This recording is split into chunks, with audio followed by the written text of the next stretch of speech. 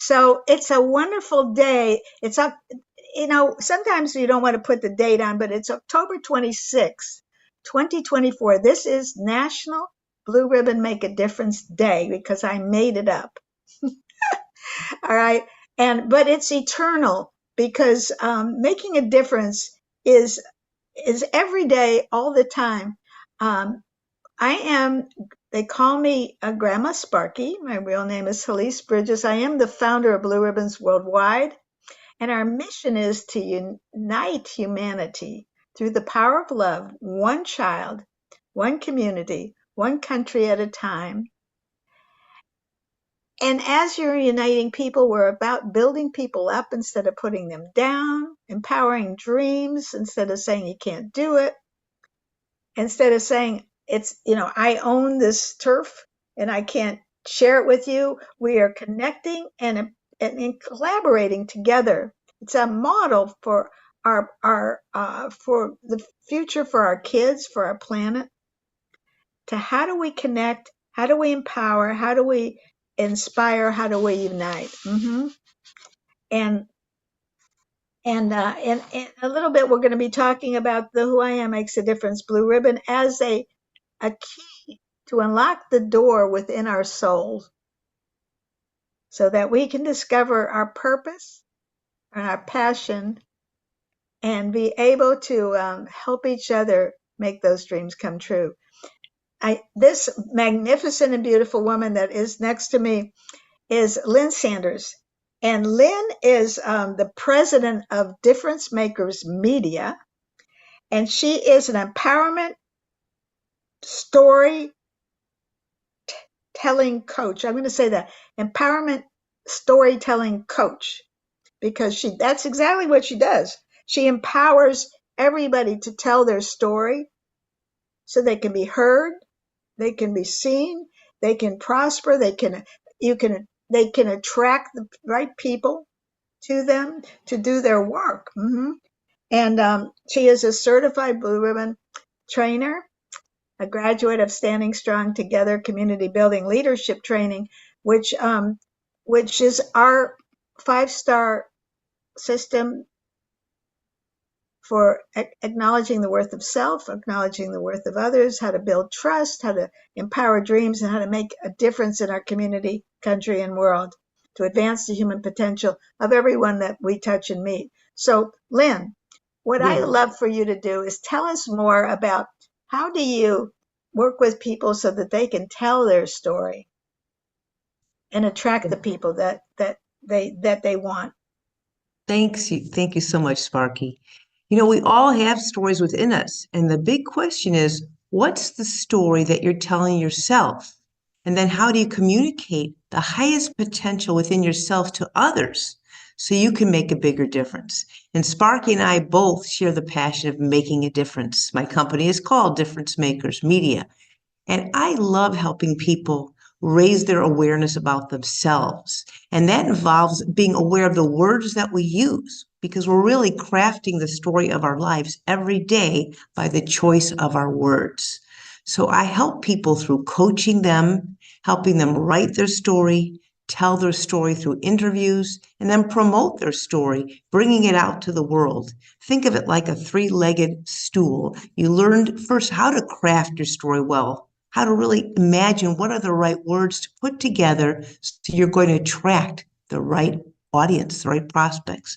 Then how do you tell your story, whether it's in writing or in speaking? Because you've got to tell that story if you want to make a difference. And last, and just as importantly, you want to promote your stories so people will hear about it and then they can get inspired to make a difference too.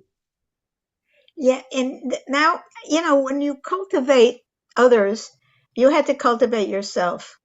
Yes. So I want to honor everybody that's listening that, while we're all leaders on this, that I'm interviewing today and that we all revere, and you are certainly a great coach and mentor to others, we together raise our own self-worth.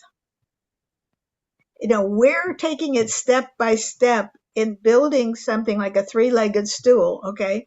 And when you start using language like that and the words that you use, maybe a few years ago, you might have been teaching and training, but you may not have known how to speak it even more clearly.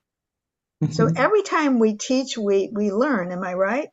That is correct. It's the truth. And I just want to bring that in because I notice that every time that I'm learning from others, it's that one thing I didn't hear. Oh my God, that makes it more simple. Three-legged stool. You didn't say that, when I met you a few years back. How long ago has it been that we know each other? Gosh, I don't remember how long it's been. It seems like I've always known you. You know what? Let me just say that because you were in Standing Strong Together, our community building leadership training.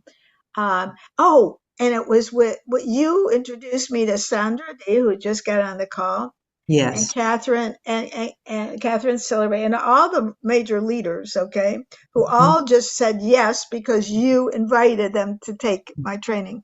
That's how much you are respected by leaders, Thank you. and that's really quite a miracle because it is hard to sometimes market our work and so forth. It takes somebody like you who is such a great connector. I mean, you do that automatically. You just go. Mm. In fact, I got to tell a personal story here. So this is a true story. Okay. So Lynn, she's got Difference Makers Media, and and years ago I had Difference Makers International, a nonprofit. Now we're Blue Ribbons Worldwide. But you kept emailing me and calling me and telling me, I've got somebody to connect you with. I've got a great idea. You could do this, you could do that. And I'm going, leave me alone, lady. I'm just trying to figure out how to bring the language of acknowledgement into the world with a blue ribbon. And I'm a speaker, a trainer, an author, I'm all that. But what's how do the listening? How do people can listen to this? And if you attract the right people, but you wouldn't give up. You wouldn't give up. And finally, you and your fantastic husband come out to California because you wanted to move here, and you said we got to meet. Okay, so I did Mhm. meet, and it was at that moment that we honored each other, and we became family. Yes. And Well, I want to add on to that, yeah, Sparky, if I may. yeah. So I know, and you know, and people listening probably will realize this, but every word we say carries energy. So the way I met you, if you recall, was I was looking for different speakers to be on my Difference Makers Media show. So I Uh-huh. Googled, that's the world's largest search engine, Google. I Googled, well, who are difference makers? And up came your name in my computer with your company name, and I called you cold. You didn't know me, I didn't know you, but there was that energetic connection. I feel it was before we met in person. It Ah, was the yes. energy. And when we first met, you didn't know who I was. And I told you about my program and I said, I'd love to interview you. And you agreed. And it was from that moment on, I feel that we had this special connection, and all of you Mm. may feel it if you're open to that energetic vibration. And once we did that interview, I knew I didn't want to lose you. I wanted to stay connected. And that's what also drew me to connect with you in person when we came out to California. Yes, and you know what? It's interesting that you've reminded me of that a couple times about the interview. But Hmm. I'm going to tell you that I think I don't know what it is for others, but I get more seasoned every year. I get to know myself better every year. And sometimes when I'm being interviewed, I don't remember it. I don't even know what I said. I don't know what we did. I kind of clunk out and go, "Who is I again?" In the meantime, I'm impacting the world. I mean, look, 50 million or more people do the work that I started, and I train and I speak on major stages and all that stuff. But I think that for a lot of us, and I watch, these interviews on television of great stars who say, I can't watch what I just did. I can't watch my movie, or I can't watch this, or I'm not even sure who I am. And even Oprah, when she got the Oscar for winning, I think it was The Color Purple, I think, Mhm. she tells the story, and I believe she said, all I could think about was my fat thighs while I was climbing up on the stage. Oh, So we don't know. what people are feeling and what their story is inside of them that connects to other people, that it's authentic. Yes. And that's Right. when you're talking about words and language, like the Who I Am Makes a Difference blue ribbon. I have a ribbon that I want to honor you now with. Oh, thank you. Oh yes, it's my privilege. So the blue ribbon says Who I Am Makes a Difference. And Lynn Sanders, I want to honor you for the you have dug down into your self-worth and crafted your own language over and over and over again to where you're so valuable to me and so many others because you know yourself, you know your worth, and you go, I know I can do this. I am that. But you had to grow into that.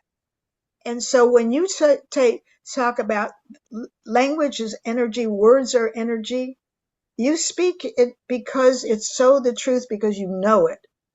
You had to True. live what you weren't thinking in all of our less self-worth days.